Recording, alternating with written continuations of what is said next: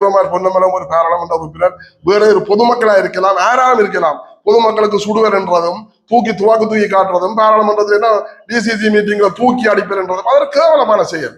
உண்மையின்படி உன்னை இந்த 27,000 பேரும் வந்து உனக்கு போட் பண்ணி உன்னை பாராளுமன்றத்துக்கு அனுப்பினது என்னதுக்கு?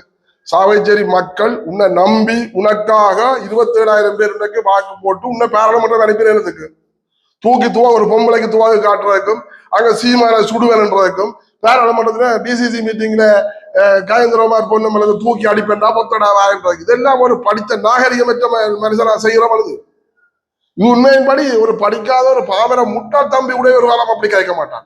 ஒரு காலம் அவங்க மரியாதையா நாகரிகமாக கதைப்பாங்க. நீங்கள் படித்தனீங்கள் என்று சொல்லி படித்த குணத்தை காட்டுறீர்கள். உண்மையின்படி செருப்பு மாலை போட்டது சரியோ புள்ளியோ தெரியாது. ஆனா அர்ஜுனா அவர்கள் கதைக்கிற சரியான பிள்ளை. இன்றைக்கு சில இடங்கள்ல சில விஷயங்களை நல்ல மாதிரி கேட்கிற, சில விஷயங்களை கேவலமா கேட்கிற.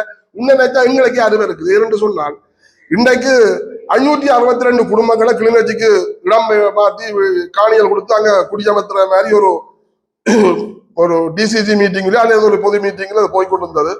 உண்மையின்படி இன்றைக்கு யாழ்ப்பாணத்தில இருந்து எங்களோட மக்களை அகற்றி யாழ்ப்பாணத்தை வேற விதமாக மாற்றுற ஒரு சதியா இருக்கலாம். இது ஒரு திட்டமிட்டு ஒரு சதி. ஏனென்று சொன்னால் இன்றைக்கு 3000-4000 ஏக்கர் காணி கூட இன்றைக்கு கடற்படையோ ராணுவமோ எல்லாரும் கைவசம் வச்சுக்காங்க. இப்ப இன்றைக்கு யுத்தம் முடிஞ்சு 16-17 வருஷம் ஆச்சுது. இதுமேல என்னத்துக்கு அந்த இடங்கள்?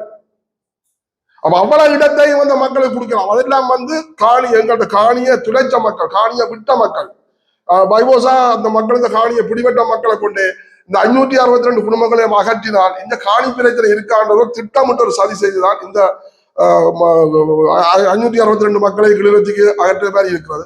உண்மையின்படி இது வந்து எங்களால் ஏற்றுக்கொள்ள முடியாது. இந்த மக்கள் வந்து இடம்பெறவும் கூடாது.